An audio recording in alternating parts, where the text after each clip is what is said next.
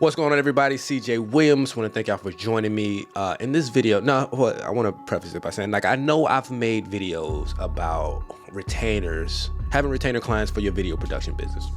I made videos about what a retainer package looks like, giving an example of it and how to work that.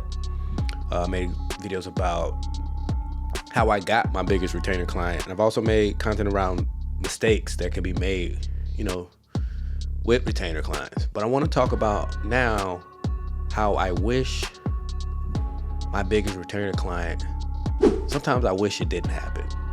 All right, let's get into it. I'm CJ Williams, and this is the life of a video producer.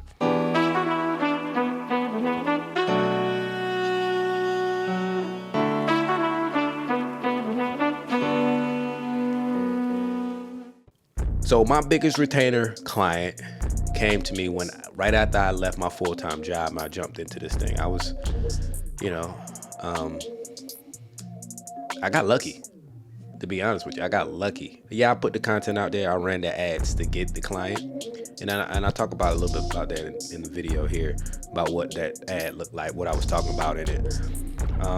I did the work to get the client, but I still got lucky in the sense that this retainer client paid me a lot. It was almost what I was making with my full-time job that I had just left. And while it was great while it lasted. And it was fun. I was like, okay, this is what it's like. This is what it's like. Okay, yeah. This is gonna be a great career for me.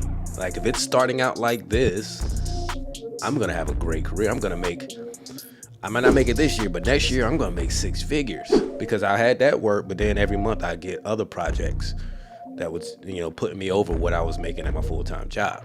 So I was like, all right, man, this is great. The work is consistent. I got a retainer client that's covering all my bills. All this other stuff is just bonus. So what was I doing with the money? I was investing back into my business. I wasn't paying taxes. That's a whole other video. But I was buying equipment. I was investing in equipment to make processes easier, production easier, better, so I can accommodate more and just go bigger with production. So that's what I was investing in.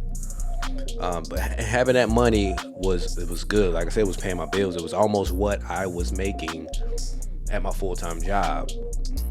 Just having that one client that I met with once or two or three times a month, shoot some stuff for him and edit it, get it to him, and I didn't have to post anything, which was great. So that was good. But it was good money, easy money. But what it was a false sense of security. So false sense of security. So it was a false sense of security in that, when it was over, it was over. That money stopped. And then it's like getting fired from your job, essentially. That's what losing a retainer client is like, especially when that retainer client is paying you 90% of or 80% of your monthly revenue. You cannot rely on a retainer client that's providing that higher percentage of your revenue. There's no way, because when that thing stops, it's over and your business is going to be in the tank. And that's what happened to me. I had a retainer client that I started working with in January or February. And then by July or August, it ended. And while I had a couple more good months after that, September, October was my biggest month. November, 0. December, 0. And I had to that following year, I had to work. That following year, which is this year, I had to work to So let's talk about what I should have been investing in. What I should have been investing in instead of equipment was a sales process. Whether that meant hiring someone to do outreach for me and set up appointments, or me myself having a set days and times during the week to do that stuff myself, where I would have a list of people, companies, businesses that I would reach out to, contact to set up appointments with, and so I could, sell them on my services, offer my services to them. Or whether it meant having someone, a professional. And I had a website, but it wasn't working for me in the way I wanted to. Have someone set up a great looking website, great landing page, and I run ads consistently to get people to that landing page. I didn't have any of that in place. I didn't have consistent leads coming in. I was just relying on that one retainer client and some word of mouth clients here and there. And again, when that retainer ended, I was done. It was hard out here. So I should have been investing in sales. So that's my advice. If you have a retainer client, do not start investing in dumb shit.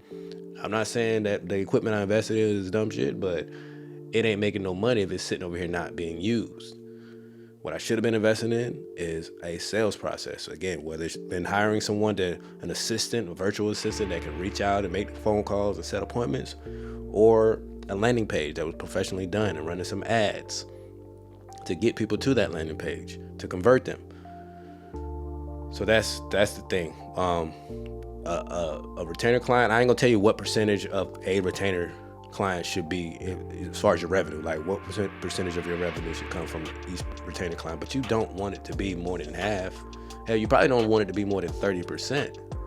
If 30% of your revenue comes from one client, if you lose that, you losing 30% of your revenue. Like that's, you probably, and that's what you don't want to get caught up in. Now, if you have multiple retainer clients, it's cool, but you still need a sales process in place. You still need a way of getting consistent leads. You should not get lazy when you get retainer clients, because that's what it'll do for you, especially if they're paying you large. Again, that false sense of security. Oh, I got this money coming in. I can drop $1,000 on these new mics or this light, or I can drop, $1,000, spend a few $100s, go on vacation, take the family out of town. Knowing that, or not knowing that client can call me anytime and say, you know what, hey, we were rethinking, we think this will be our last month, or we're not going to continue with your service. Like that was devastating to me. That was kind of the end for me as far as that good year I was having. Like I was off to a good start, but again, I got lucky. I got lucky that the right person saw my ad and decided to take me up on it. And while I was able to deliver service, it just wasn't something that was going to be sustainable for the business. So my advice is, if you get the retainer clients, don't rely too heavily on them, but still have a sales process, outreach, some way of calling people or reaching out to people, whether it be cold calling or whatever, or be running ads to get people to a landing page so you can get them into your processes. So that's that.